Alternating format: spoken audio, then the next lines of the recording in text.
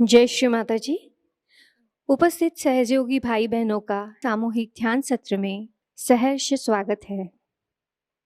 चित्त को सहस्त्रार में रखते हुए सामूहिक बंधन।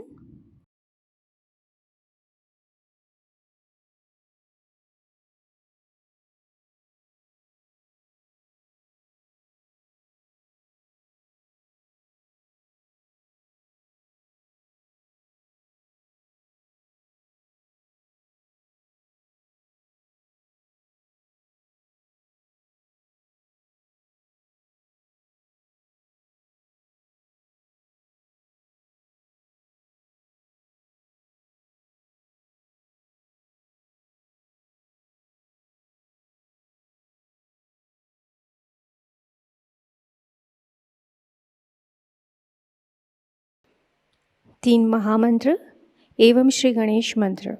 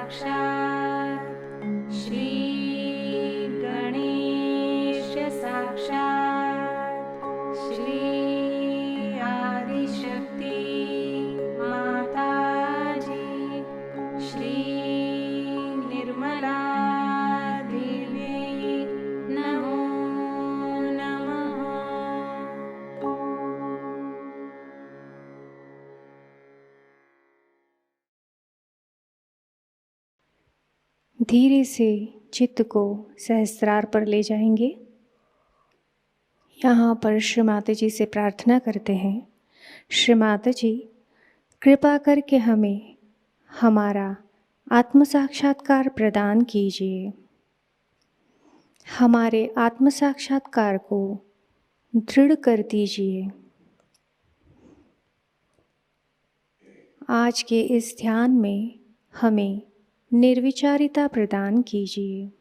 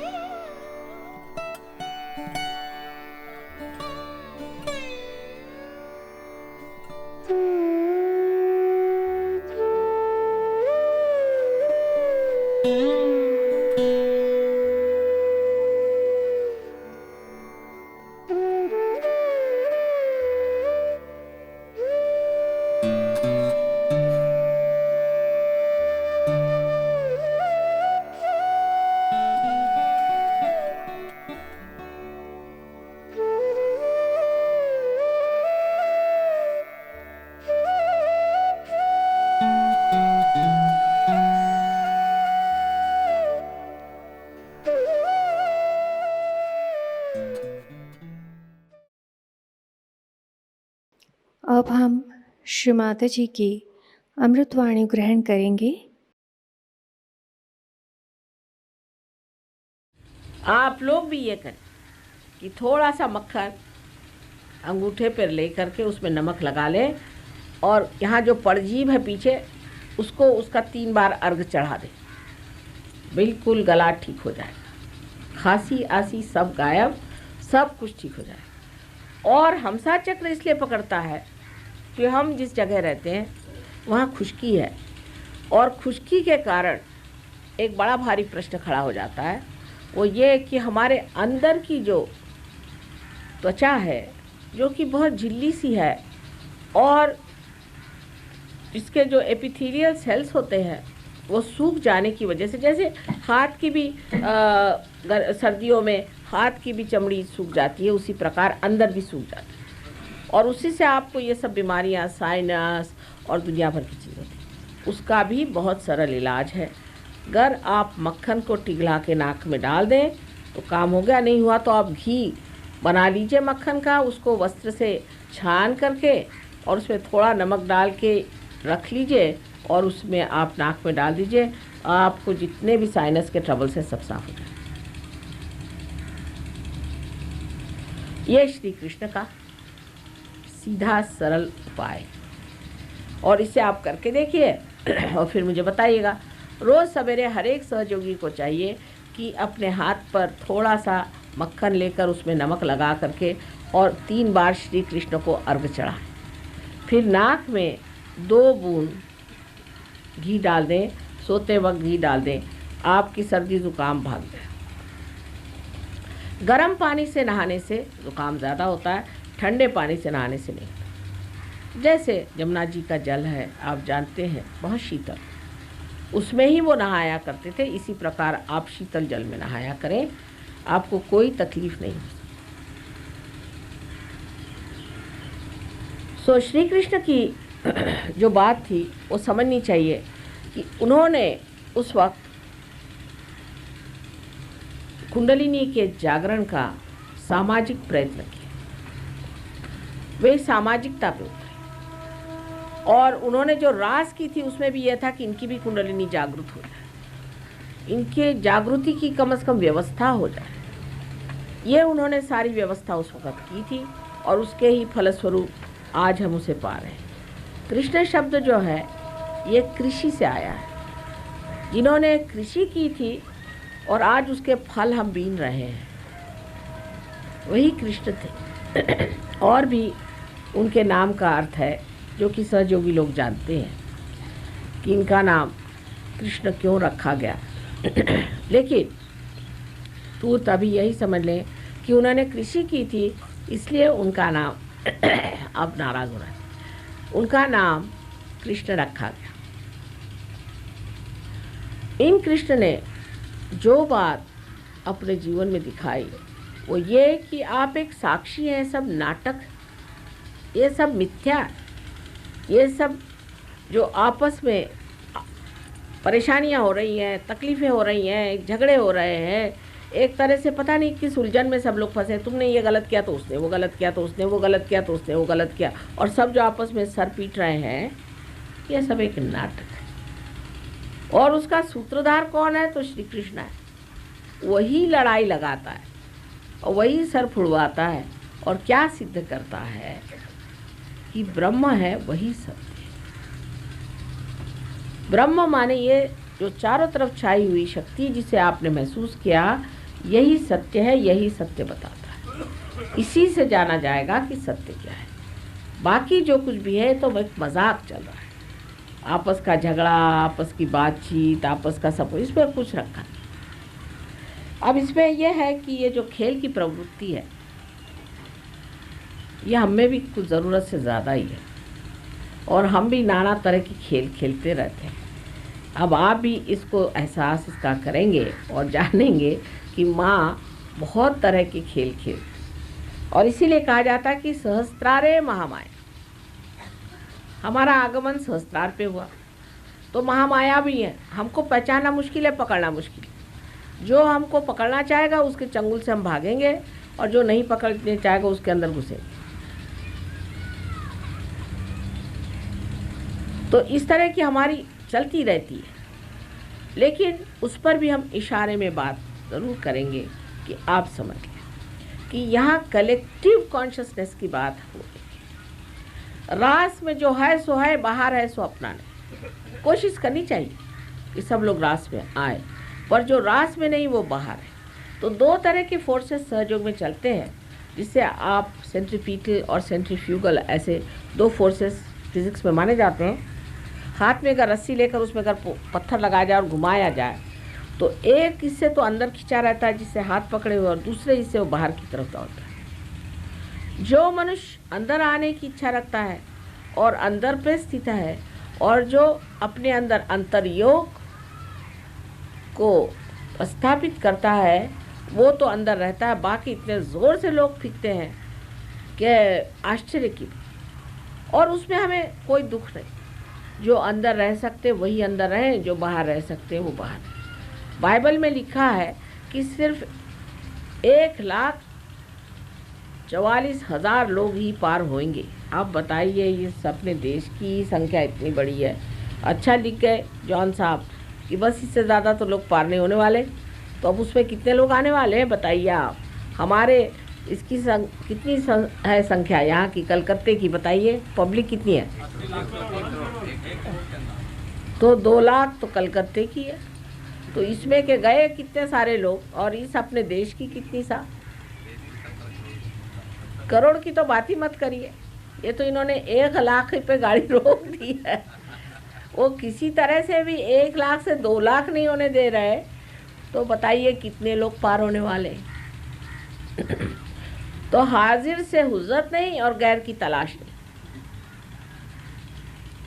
जो लोग सेंटर में आएंगे वही टिकेंगे, बाकी सब गायब हो जाएंगे। चाहे आप लखपति हो, चाहे आप बकपति हो, फर्क कुछ नहीं पड़ने वाला। जो लोग सेंटर में आएंगे वही लोग टिकेंगे और बाकी लोग नहीं टिकने वाले। ये यहाँ का नहीं, आपको इंग्लैंड, अमेरिका, हर जगह का हम अनुभव देते हैं। अमेरिका गए तो बैंक से पैसा निकाला काफ़ी सारा, पहुँचे साहब, बड़ा खर्चा किया, कुल मिला के $44,000 खर्च किए। हमारे भी काफ़ी लग गए और लोगों ने भी लगाए। बहरहाल सब ये करके वहाँ से जो लौटे हैं तो कुल 4 वहाँ से सहयोगी आए प्रोग्राम में, 4, एक पे $10,000 लग गए समय। उसमें से 3 भाग खड़े हुए। एक बड़े मुश्किल से जुटा, वो इस टाइम में भाग गया।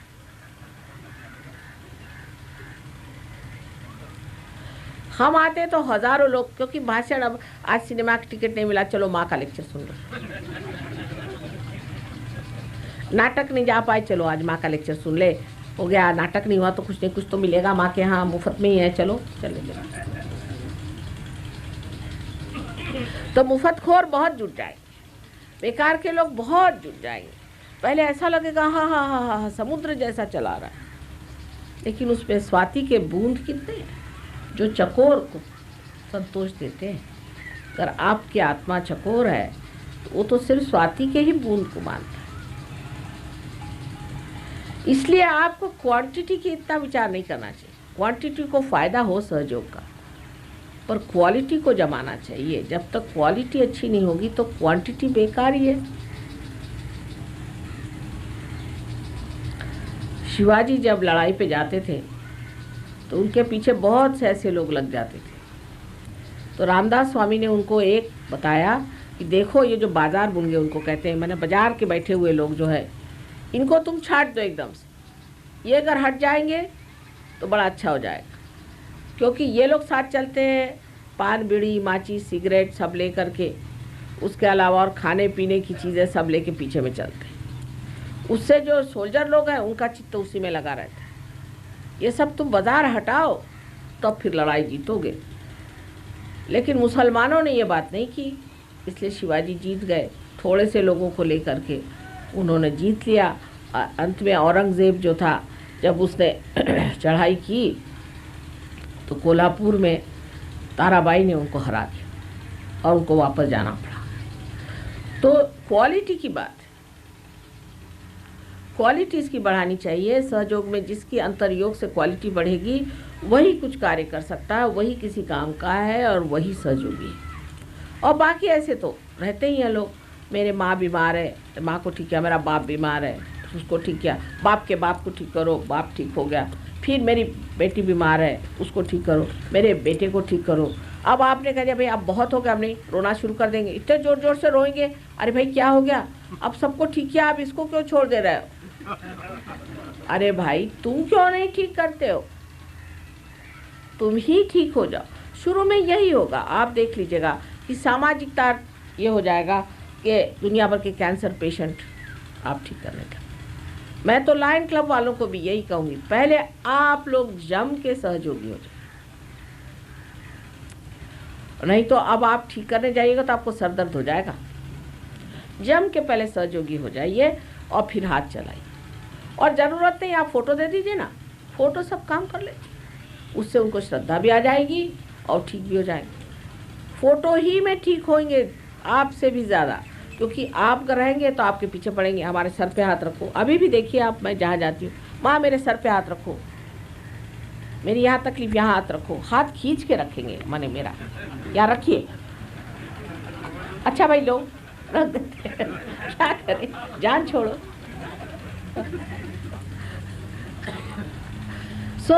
ऐसी ज़बरदस्ती आप पे भी होगी। इस ज़बरदस्ती से बचने के लिए बेहतरीन बात यह है कि आप उनको फ़ोटो दीजिए, फ़ोटो पे काम करें। फ़ोटो है, फ़ोटो पे काम करें। जिसको फ़ोटो नहीं मान्य होगी वो ठीक हो ही नहीं सकता। भाई तुम फ़ोटो ले जाओ, फ़ोटो पे काम करो, अगर ठीक हो गए तो हम देखेंगे। आप देख लीजिएगा को आदमी ठीक ठाक चल रहा है, क्योंकि आप लोग परेशानी में फंस जाएंगे। हमारे यहाँ डॉक्टर वॉरेन ने सबसे ज़्यादा इस पे काम किया। जब यहाँ से वो गए ऑस्ट्रेलिया तो बड़ा जोश चढ़ गया उनको, अब माँ का काम करना है। और कुछ उनको अनुभव भी ऐसे आए, उन दिनों में पेट्रोल ख़त्म हो गए थे, तो पेट्रोल गाड़ी में नहीं था ज़्यादा, और उस वक्त में वहाँ पर लोगों ने कहा कि स्ट्राइक है, अब पेट्रोल नहीं मिल सकता। उनका इतने पेट्रोल पे हम काम करें। वो कहते हैं कि 1 महीना भर उसी पेट्रोल पे चलते रहे और जब हम पेट्रोल पंप पे गए तो उनका तुम पेट्रोल भराने आए, तो पेट्रोल भरा पड़ा है पूरा। तो उनको विश्वास हुआ कि माँ ने हमको बड़ा इनकरेजमेंट दिया और हम ये काम करें। लेकिन वहाँ गलती कर गए। लोगों को जागृति देने की जगह वो लोगों को ठीक कर देते। ठीक होने के लिए तो उनके यहाँ भीड़ लगी रहे, ऐसी भीड़ लगी रहे कि उनको जीना मुश्किल हो। उसके बाद उन्होंने कहा कि माँ मेरे तो बड़ा सर में दर्द हो रहा है, बदन टूट रहा है, हार्ट अटैक सा आता है, पता नहीं पैल्पिटेशन हो रहा है। तो मैंने कहा वहाँ क्या धंधे कर रहे हो तुम? पहले मैं सबको तबीयत ठीक कर रहा हूँ। मैंने कहा काय को ठीक कर रहे हो? यहाँ तो पहलवान लोग आकर के भी ये कहते हैं कि माँ हमें शांति दो। तो इनको पहलवान बना से फ़ायदा क्या हो? फिर तो वही कहने वाले तो शांति क्यों नहीं पहले देते? उनकी जागृति करो, ठीक क्यों कर रहे हो तुम? तब उनकी समझ में बात आई कि हम ये गलत कर गए। लेकिन जैसे उन्होंने कहा कि ठीक ठाक करना बंद, सारी भीड़ पता नहीं कहाँ लोपमान हो गई। पता ही नहीं चला वो भीड़ कौन थी, कहाँ से आई। जैसे कोई भूत गायब हो जाए, इस तरह से वो बिल्कुल गायब हो गए। तब उनके दिमाग में ठनका कि ये लोग कामार्थी हैं, ये बेकार, परमात्मा के काम के लिए बेकार।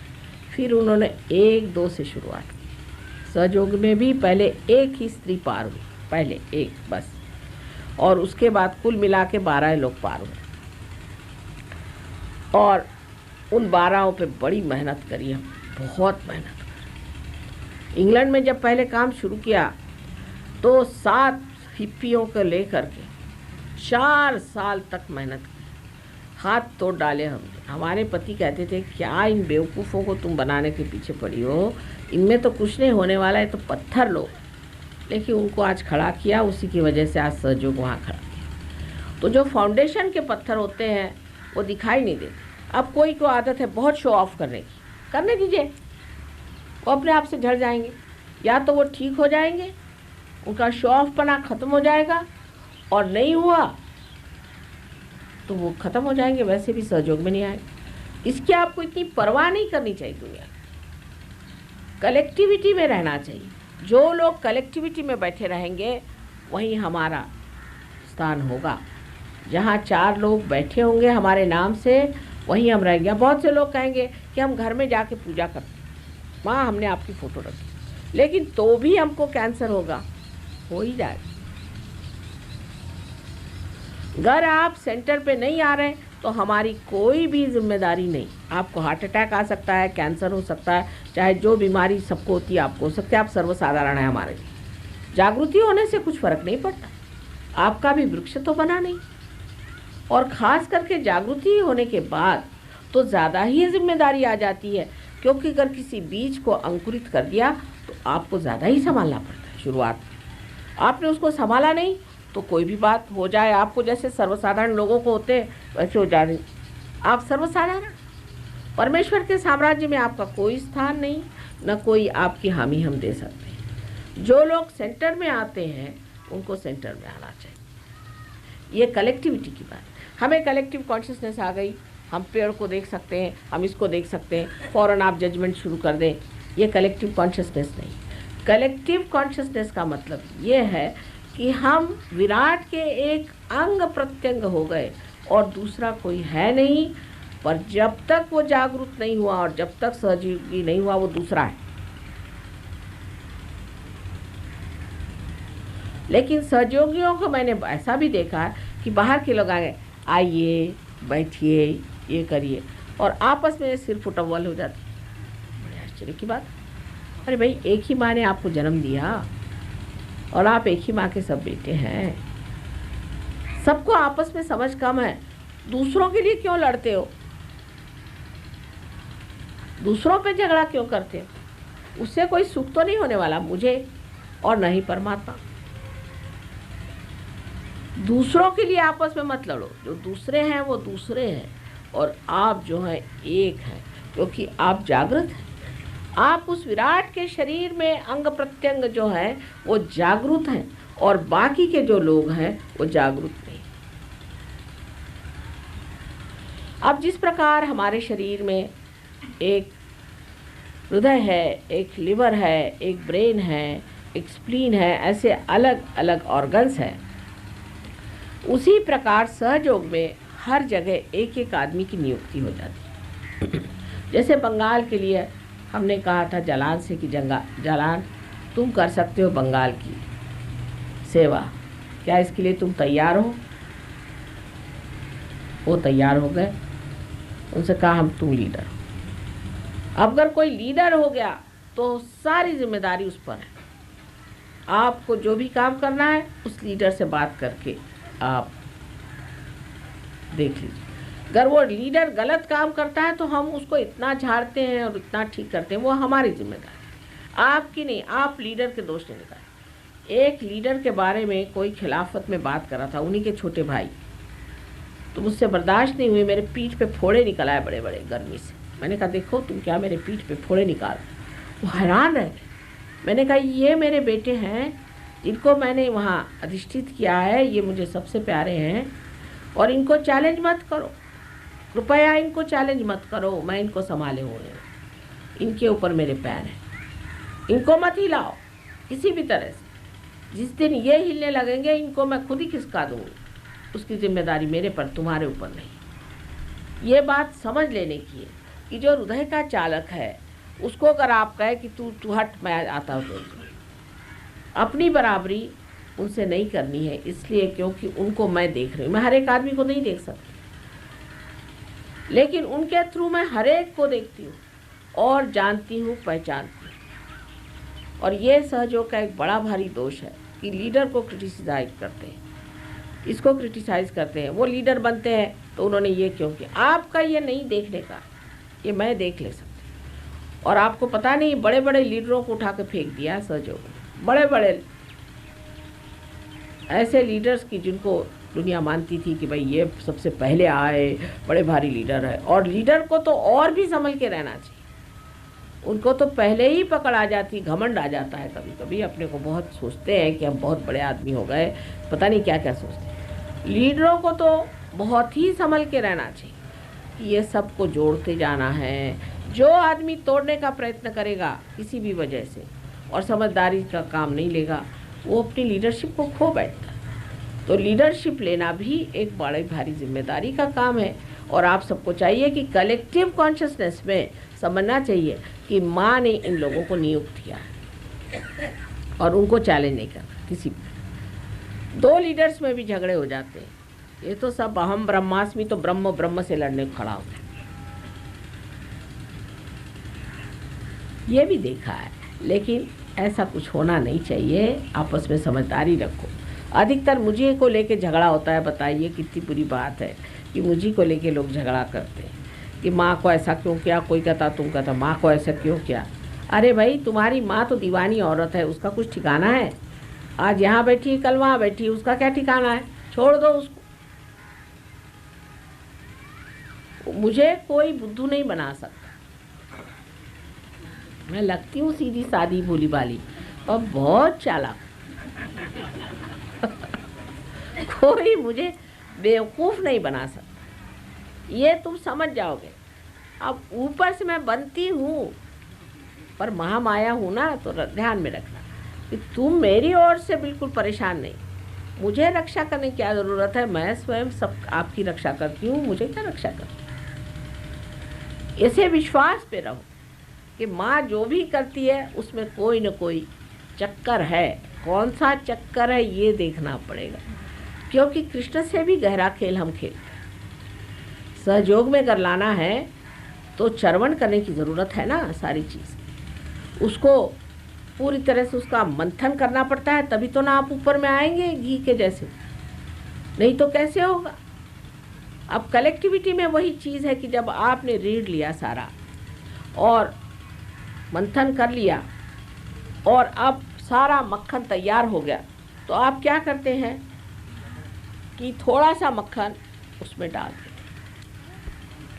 अब उस मक्खन के इर्द गिर्द जो मक्खन इकट्ठा हुआ वो मक्खन हुआ, बाकी सब फिक जाता है। Better be seated, everybody gets disturb.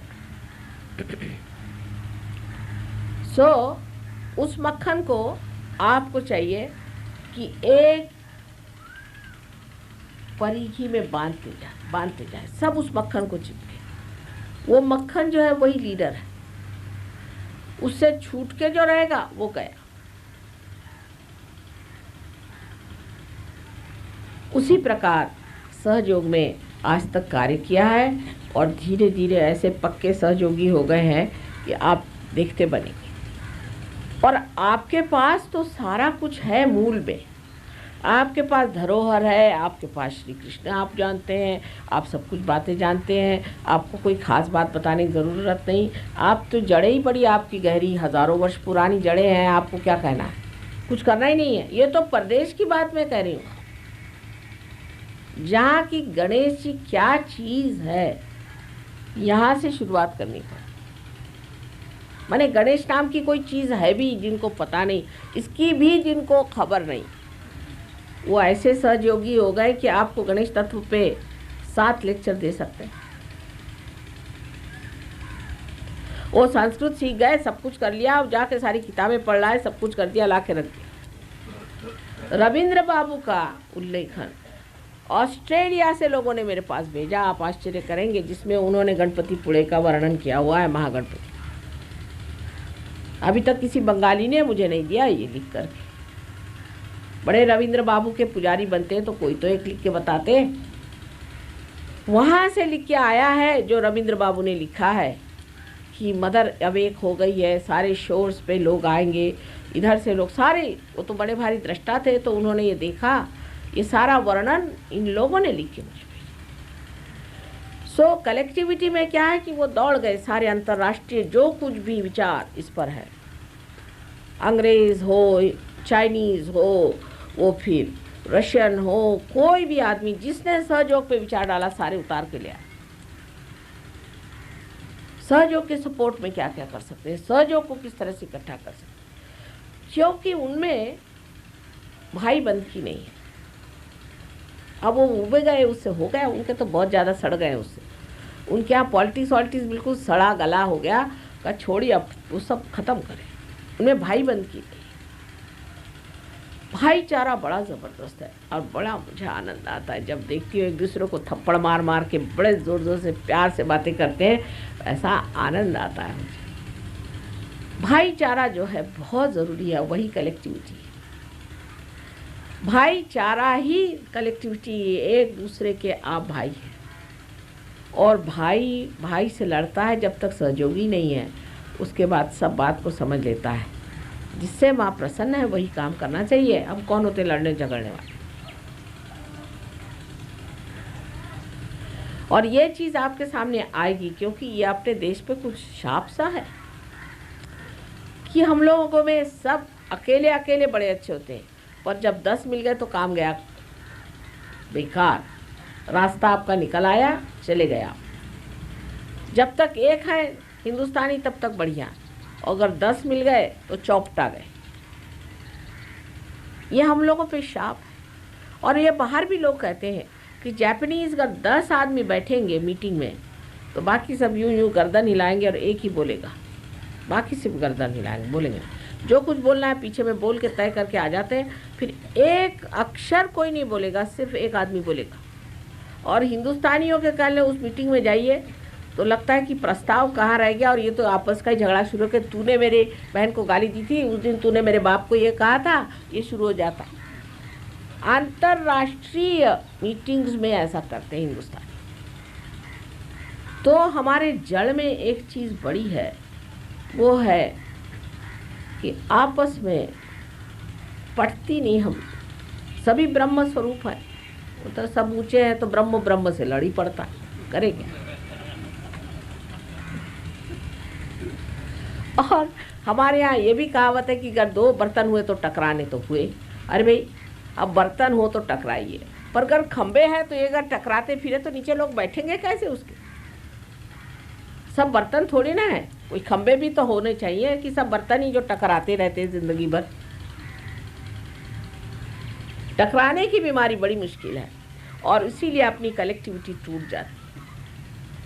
अब उसके अनेक तरीके होते हैं कलेक्टिविटी तोड़ने के, जो कि बड़े प्रैक्टिकल तरीके से देखे जाए तो समझ में आते हैं। जैसे कि वाइब्रेशन कोई लेके लोग कहेंगे तुम्हारे वाइब्रेशन नहीं अच्छे आ रहे हैं। अब कोई नया आदमी आया आपके प्रोग्राम में, आप आशा है आप सब लोग सहयोगी हैं, तो मैं जो भी बात कहूँ सब सहयोगियों के लिए अपने अंदर की बात है। तो उसे कह दिया कि अरे भाई तुम तो बड़े भारी भूत हो, एक देवी जी आई मुझसे, कहती कि मैं, मेरे को कह दिया कि मैं भूत हूँ, मैं तो सहयोग से पहले भूत नहीं थी, अब कैसे भूत हो गई।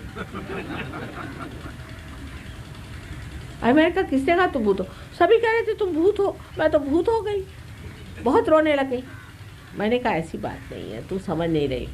आते ही साथ ये सोचना चाहिए कि वो आदमी जो है वही है जो पहले हम थे। अब वो सहयोग में आ रहा है, हम उचित स्थान पे बैठे हैं, आते साथ उसको एक लात मारी तो ऊपर कैसे चढ़ेगा? आप ऊपर बैठे हैं कि हाथ नीचे करके उसे खींचिए, इसलिए नहीं कि उसको आप लात मारिए। अब बहुत से लोग होते हैं आगाऊ होते हैं, बहुत ज़्यादा आगाऊ होते हैं, खोपड़ी पे सवार, वहाँ यहाँ बैठो, यहाँ उठो, ये करो, सब उठ बैठ करते, फिर उसके बाद वही उठते बैठते नजर आते। अब बहुत से लोगों की ये भी होता है कि माँ ने कहा, माँ ने ऐसा कहा, किसी ने ये बात नहीं कहनी है कि माँ ने कहा। अरे आपको क्या कहना है कहो ना। जैसे संजय उवाच, हमारे गीता में संजय ने कहा, कृष्ण ने कहा, आपको कुछ कहना है कि नहीं? आप अपनी बात कहो। माँ ने कहने से मतलब क्या? जो माँ को कहना है वो तो है ही विदित, लिखा हुआ है। आप क्यों माँ की बात लेकर कह रहे हैं? उल्टी सुल्टी बात भी कह देते हैं फिर कि माँ ने कहा था कि ऐसा करो। अब लोग कहते हैं माँ ने कहा होगा, क्या आपने माँ ऐसा कहा था? मैंने कहा ऐसा ऐसा तो मैं कह नहीं सकती, ये तो कुछ गलत बात है। धीरे धीरे आप मेरे साथ रहते हुए आपको मेरी स्टाइल समझ में आ जाएगी, फिर आप समझ जाएंगे कि माँ ऐसा नहीं, ये बस का नहीं। माँ को तो उल्टा सीधा घुमा करके वो इस चीज़ से निकल आएंगे, वो नहीं इसमें फंसने वाले। लेकिन लोग बाग इसको करते हैं। माँ ने कहा था, बहुत से लोग हैं जैसे कि अरे वो राजीव, हाँ कौन? वो जो प्राइम मिनिस्टर है, अच्छा वो आए थे मेरे घर कल। अच्छा लेकिन कल तो वो लंदन में थे। ना ना ना ना ना, कल नहीं, हाँ 1 महीने पहले वो आए थे मेरे घर। अच्छा फिर उनका क्या? उनका कि मैं तुमको अब मिनिस्टर बनाने वाला हूँ जल्दी से। अच्छा काहे कि मिनिस्टर बनेंगे आप? वो तो मैंने सोचा है मैं अर्थ मंत्री बन जाऊँ। मैंने कहा बड़ी अच्छी बात है, आप अगर अर्थ मंत्री बन रहे हैं तो हमारा तो फ़ायदा ही हो जाएगा। अब तो हम इनकम टैक्स जितना भी रखे तो आप कुछ नहीं करेंगे हमको, हमारा इनकम तो है ही नहीं। पर तो भी नहीं साहब, इसमें इनकम टैक्स का तो कोई काम ही नहीं पड़ता अर्थ मंत्री में। मैंने कहा अच्छा फिर काहे का पड़ता है?